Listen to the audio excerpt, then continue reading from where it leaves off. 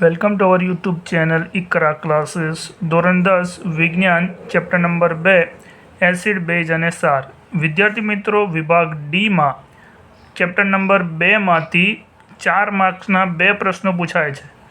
તો આ દ્રષ્ટિએ જોતા ચેપ્ટર બહુ જ ઇમ્પોર્ટન્ટ છે, જેમાંથી 4 માર્ક્સના 2 ક્વેશ્ચન પૂછાય છે બોર્ડની પરીક્ષામાં. તો વિદ્યાર્થી મિત્રો, ચાલો આપણે 4 માર્ક્સના પ્રશ્નો સમજીએ. એમાં એક આઈએમપી પ્રશ્ન છે કે ટૂંક નોંધ લખો પીએચ માપક્રમ, જે તમને બોર્ડના નમૂનાના પ્રશ્નપત્રમાં આ પ્રશ્ન આપેલો છે. તો વિદ્યાર્થી મિત્રો, આવવાની શક્યતા છે કે ટૂંક નોંધ લખો પીએચ માપક્રમ. ઓકે, તો આપણે જોઈએ અને આ સમજીએ. દ્રાવણમાં રહેલા હાઇડ્રોજન આયનોની સાંદ્રતા માપવા માટે વિકસાવવામાં આવેલ માપક્રમને પીએચ માપક્રમ કહે છે. વિદ્યાર્થી મિત્રો, કોઈપણ દ્રાવણ હોય એમાં હાઇડ્રોજનની આયનોની સાંદ્રતા કેટલી છે એ માપવા માટે જે સ્કેલ બનાવવામાં આવી છે, જે માપક્રમ બનાવવામાં આવેલ છે, એ માપક્રમને શું કહેવામાં આવે છે? પીએચ માપક્રમ કહેવામાં આવે છે. ચાલો જોઈએ. એમાં પીએચમાં પી જર્મન શબ્દ પોટેન્જ, કે જેનો અર્થ અશક્તિ સૂચવે છે. જો વિદ્યાર્થી મિત્રો, પીએચ જેમાં પીનો મતલબ શું થાય છે? જે એક જર્મન શબ્દ છે પોટેન્જ, અને એ જર્મન શબ્દ પોટેન્જનો અર્થ શું થાય છે વિદ્યાર્થી મિત્રો? શક્તિ થાય છે. તો વિદ્યાર્થી મિત્રો, આ ખાલી જગ્યામાં પણ પૂછાઈ શકે છે કે પી શબ્દનો અર્થ શું થાય છે ભાઈ? તો પી શબ્દ પોટેન્જનો અર્થ શું થાય છે? શક્તિ થાય છે, એનર્જી થાય છે. ઓકે વિદ્યાર્થી મિત્રો, જો અહીંયા આગળ આપણે ડાયાગ્રામમાં તમે જોઈ શકો છો કે વચ્ચોવચ 7 લખેલા છે અને આ તરફ 0 લખેલા છે. એનો મતલબ શું થાય છે? 7 6 5 4 3 2 1 0. આ તરફ આ નંબર હશે અને આ તરફ 7 6 8 9 10 11 12 13 અને 14 આ નંબર લખેલા હશે. તમે જોઈ શકો છો કે આ બાજુ શું લખેલું છે? 7ની ઉપર લખેલું છે તટસ્થ. ઓકે, અને 0 આગળ 7 અને 0ની વચ્ચે શું હશે વિદ્યાર્થી મિત્રો? એસિડ હશે. અને 7થી લઈને 14 નંબર સુધી શું હશે? બેઝ હશે. ને અહીં આગળ લખેલું છે, જો નીચે શું લખ્યું છે? H+ આયનની સાંદ્રતામાં વધારો. તો 7થી આપણે જેમ જેમ 0 સાઈડ જઈએ, 6 5 4 3 2 1 0, તેમ એમ એસિડના સ્વભાવમાં વધારો થાય છે અને સાથે H+ આયનની સાંદ્રતામાં વધારો થાય છે. ઓકે, એસિડના સ્વભાવમાં વધારો ક્યારે થશે? H+ આયનની સાંદ્રતામાં વધારો થશે તો એસિડના સ્વભાવમાં વધારો થશે. અને આ બાજુ 7થી આપણે 14 તરફ જઈએ છીએ, તો 7 8 9 10 11 12 13 14, તો H+ની આયનની સાંદ્રતામાં ઘટાડો થાય છે.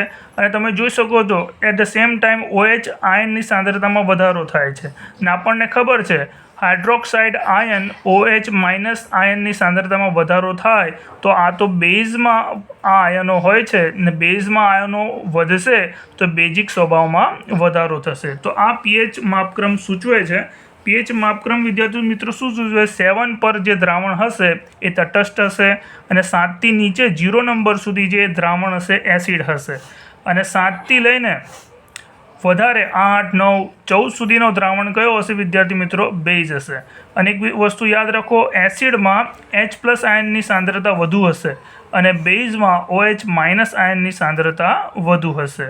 ઓકે વિદ્યાર્થી મિત્રો, ચાલો જોઈએ આગળ શું છે આમાં.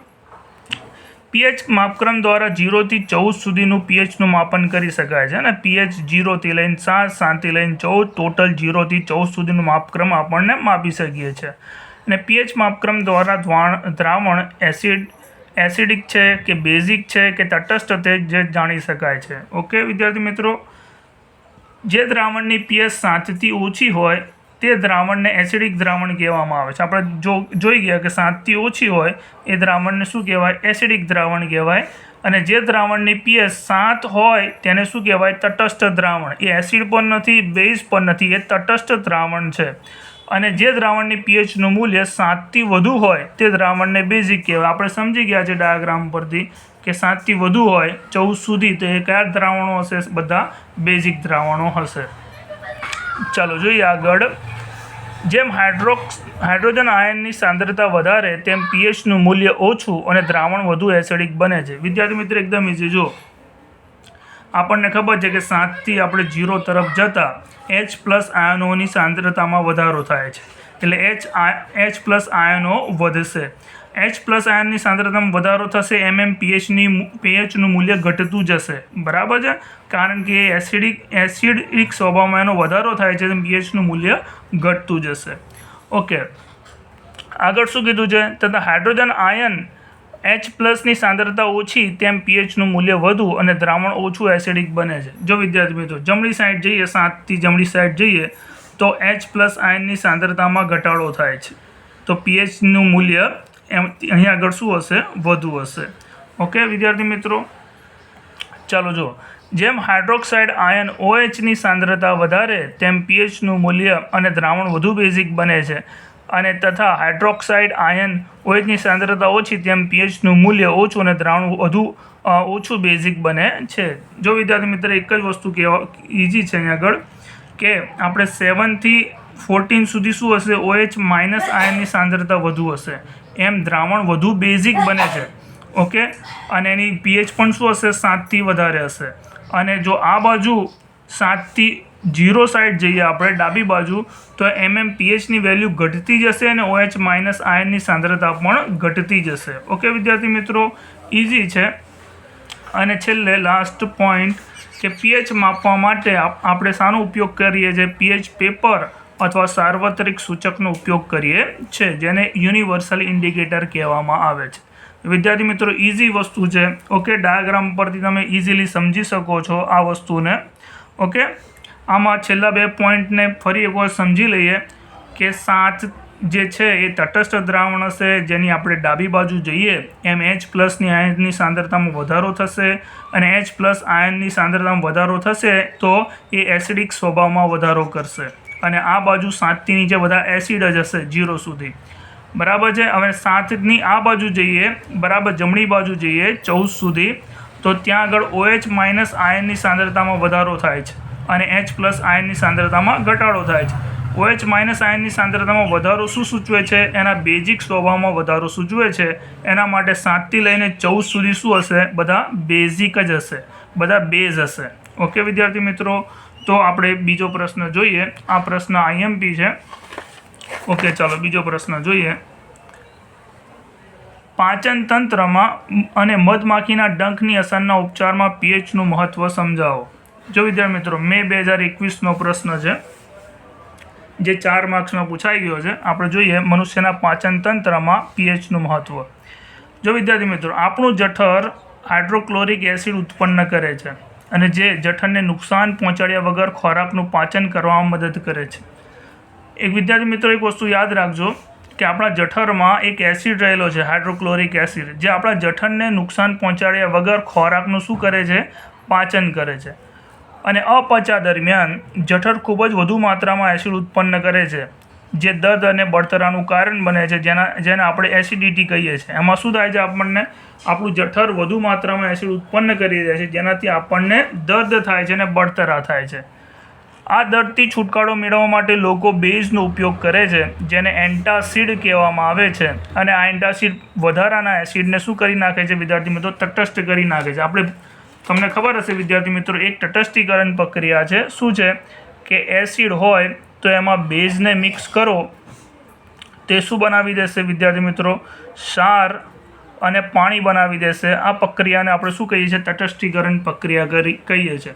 તો આપણા જઠરમાં જ્યારે હાઇડ્રોક્લોરિક એસિડની માત્રા વધુ થઈ ગઈ તો આપણે બેઝ પીશું, અને જ્યારે બેઝ પીશું તો એ એસિડની અસરને શું કરી દેશે? નાબૂદ કરી દેશે.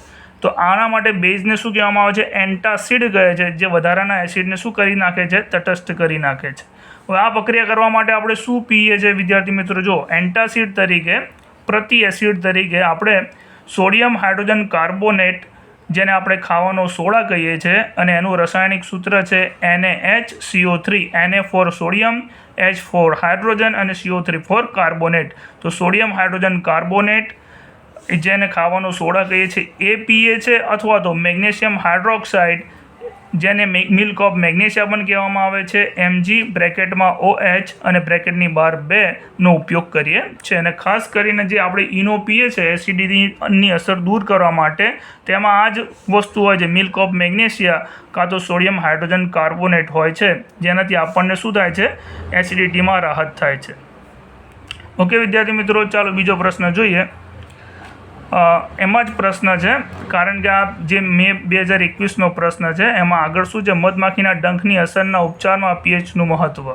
ઓકે, તો એક તો આપણે પાચન તંત્રમાં જોઈ ગયા કે એસિડિટી થાય ત્યારે ઈનો પીવું જોઈએ, અને એમાં શું હોય છે, મિલ્ક ઓફ મેગ્નેશિયા હોય છે અથવા તો સોડિયમ હાઇડ્રોજન કાર્બોનેટ હોય છે જે એસિડની અસરને નાબૂદ કરી દે છે. હવે આગળ મધમાખીના ડંખની અસરના ઉપચારમાં પીએચનું મહત્ત્વ. જો વિદ્યાર્થી મિત્રો, મધમાખીના ડંખમાં ફોર્મિક એસિડ ઉત્પન્ન કરે છે. મધમાખી જ્યારે આપણને ડંખ મારે છે તો એ આપણામાં ફોર્મિક એસિડ છોડે છે, જેના કારણે આપણને શું થાય છે, દર્દ અને બળતરા થાય છે. તો પરીક્ષામાં પૂછાય કે મધમાખીમાં ડંખમાં કયો એસિડ રહેલો હોય છે, તો વિદ્યાર્થી મિત્રો એ ફોર્મિક એસિડ રહેલો હોય છે, યાદ રાખજો. ઓકે, અને એવું પણ પૂછી શકાય કે એસિડિટી અથવા તો જઠરમાં ઉત્પન્ન વધારાનું જે એસિડ ઉત્પન્ન થાય છે એના માટે એન્ટાસિડ પદાર્થો કયા વપરાય છે, તો સોડિયમ હાઇડ્રોજન કાર્બોનેટ જેને ખાવાનો સોડા કહે છે, અથવા તો મિલ્ક ઓફ મેગ્નેશિયા જેનું બીજું નામ છે મેગ્નેશિયમ હાઇડ્રોક્સાઇડ, એ વપરાય છે. ઓકે, આપણે આવી જઈએ પાછા મધમાખીના ડંખ પર. તો મધમાખીના ડંખમાં ફોર્મિક એસિડ હોય છે જેના કારણે શું ઉત્પન્ન થાય છે, દર્દ અને બળતરા ઉત્પન્ન થાય છે. અને ડંખ મારેલા ભાગમાં જો મંદ બેઝ જેમ કે બેકિંગ સોડાનો ઉપયોગ રાહત આપે છે. તો વિદ્યાર્થી મિત્રો એ જ વસ્તુ થઈ, કઈ તટસ્થીકરણ પ્રક્રિયા કે એસિડ જ્યાં આવે ત્યાં આપણે બેઝનો ઉપયોગ કરીશું, તે બની જશે સાર અને પાણી બની જશે, જેનાથી આપણને શું થશે, રાહત થશે. તો અહીંયા આગળ જ્યારે આપણને મધમાખી ડંખ મારે એમાં એસિડ છે તો આપણે બેઝ લગાવીશું, ને આ બંને વસ્તુ તટસ્થીકરણ પ્રક્રિયા કરીને એક બેઝ એસિડની અસરને નાબૂદ કરી દેશે. તો અહીંયા બેઝ તરીકે શું વપરાય છે, બેકિંગ સોડા વપરાય છે. ઓકે વિદ્યાર્થી મિત્રો, ચાલો બીજા પ્રશ્નો સાથે મળીશું બીજા વિડીયોમાં. વિડીયોઝને લાઇક કરો, ચેનલને સબસ્ક્રાઈબ કરો અને બીજા વિદ્યાર્થી મિત્રો સુધી આને પહોંચાડો.